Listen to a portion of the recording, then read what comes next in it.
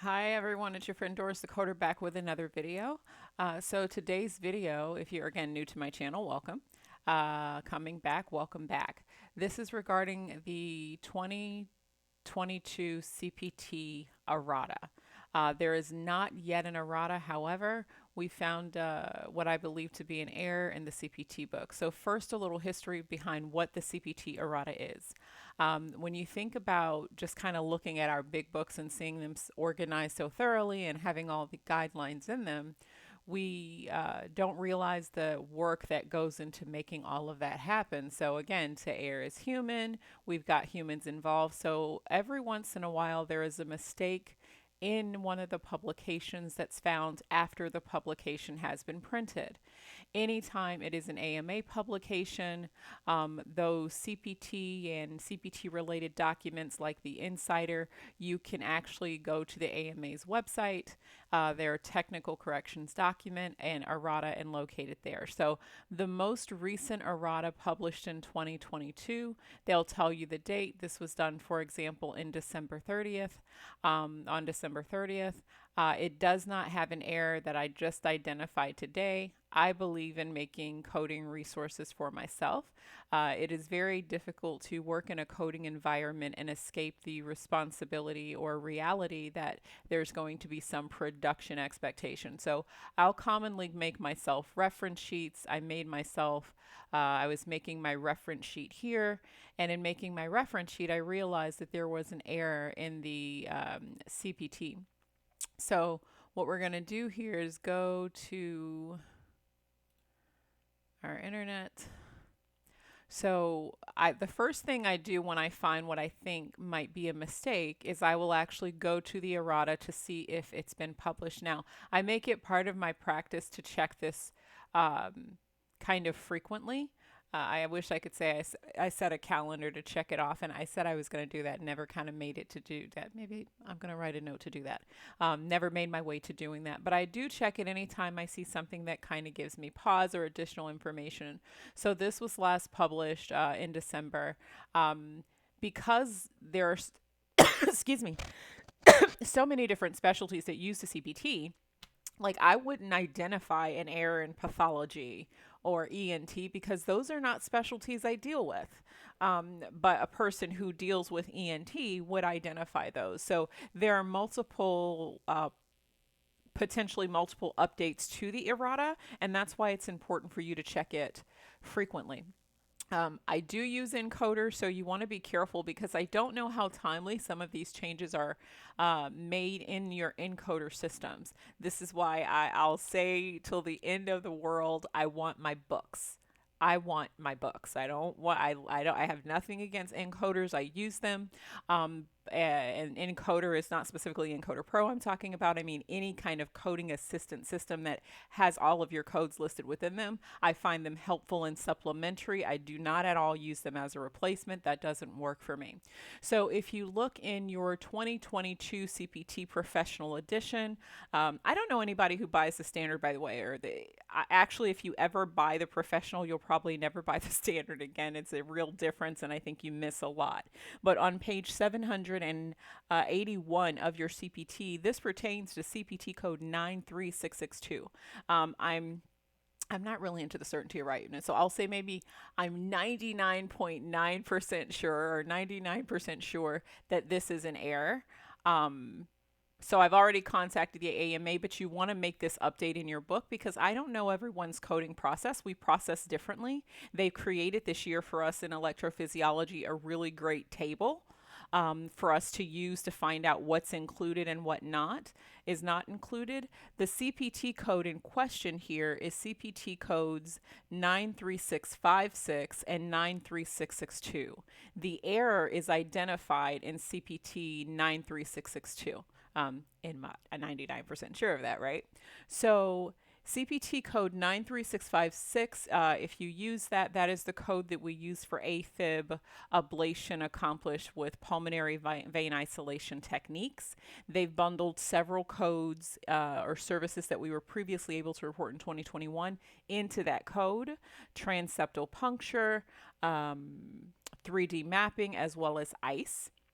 ICE is intracardiac echocardiography. That is the CPT code 93662. Now, when we look at the code description on page 780 of your book, you'll see included very clearly in the code description that it says including intracardiac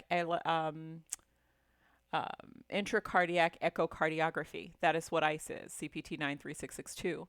When we reference the table on page 781, that CPT code 93656, and we go down the column of bundle with ICE, we also see that that too is included in the A-fib ablation.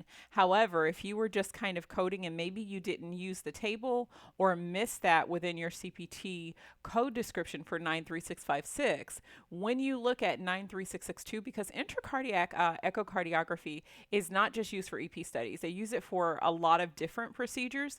Anytime, like if they're puncturing through the heart, they may want to go inside the heart and kind of get some real-time image. It's the intracardiac echo guidance is what that code is for, which is why it's an add-on that goes with your other procedures. 93662 has that you can use 93662 in conjunction with 93656. That is an immediate conflict with what we see on the table on page 781 and the code description of 93656. It also conflicts with the parenthetical note under 93656. So that's why I said I'm 99% sure that that is an error. So when you find an error, you can actually contact the AMA and kind of let them know, hey, I believe this to be an error. This is why. And I find them to be pretty responsive when you identify this. It's kind of like our contribution to work with the organization that creates these resources for us. So if you are ever coding and you feel like, well, wait a second, the guidelines say this, but this says this, I'm not sure if that's right, and you think it's an errata, you can pretty much contact them to do it. I think there may be another one as well. I found it quite odd. Again, if you code cardiology, we got new codes this year for congenital cardiac catheterizations, which is great because, if you work in the congenital space, we deal with things like mustard and Cynic and Fontans and hemifontans and Glenn shunts and all of these different surgical procedures that kind of alter the pathway of blood flow through the heart. And in doing that, we don't have the traditional elements we see within cardiac cath documentation when that doesn't exist. So we got new codes this year. And one of the other things that kind of looks like an errata, I don't quite understand it to tell the truth. I think it's a misposition, is they split our guidelines where we have cardiac catheterization and then we have a congenital section that has its own guidelines, and there's a lot of detail about conditions that I know to be I believe to be uniquely congenital that's in the non-congenital area. On page 764, the bottom right of that, it talks about the morphologic left ventricle, and it talks about the approaches when a patient has a right and a left heart cath potentially, and what it doesn't constitute as if a patient has conditions like double outlet right ventricle, I think is the one that they used. So I'm referencing page 764 and 765, and I just found it really strange that on the section that relates to non-congenital codes, they mention guidance about to report the appropriate code for right and left heart catheterization if catheter placement with hemodynamic assessment of the double outlet right ventricle is performed during right heart catheterization from a separate arterial approach. I don't, as an end user of it, I don't understand the logic of mentioning a congenital condition guidance in that area, and that exact same guidance is not listed in the congenital area. So when you flip your page a couple of pages and you actually get to the congenital codes for cardiac cath on page 775 of your CPT book, it makes no mention of that. So it's an open kind of question that we have today. I've posed a couple questions to the AMA, and I'm waiting on a response for that to say, hey, what does that mean? Is that out of line? Because it seems like this shouldn't be there. It's a couple of weeks old, so maybe we'll get a response on that pretty soon. And just kind of stand by. So no matter what, I would say maybe even monthly, check your errata, because don't be surprised if you might have to educate a payer. I would say if you're buying something like an encoder, like Med Assets or Encoder Pro, some of these code assistant systems, they should also have people involved staying abreast of that. But if you lean heavily on that without kind of looking out, and I think payers don't do it as often as well, you might have to educate a payer and say, listen, it is appropriate for me to report these two together.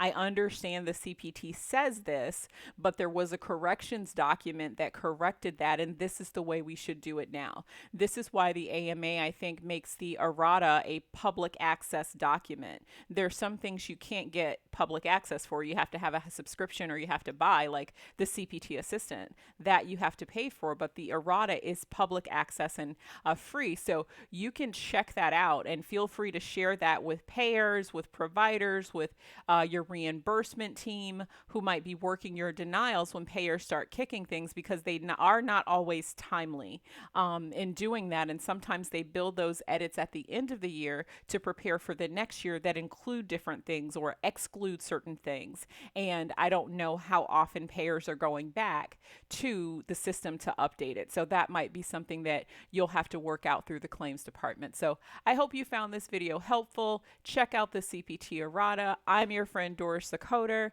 with Branker Coding Camps and DB Healthcare Consulting. Until the next video, I'll see you then. Know what I say? Like it if you do, share it if you find the information helpful and it could benefit someone else. And if you want to know when I post, because really it's quite erratic to tell the truth, subscribe and sign up for notifications. Until the next video, I'll see you then. I'm Doris Thecoder signing out. Happy 2022.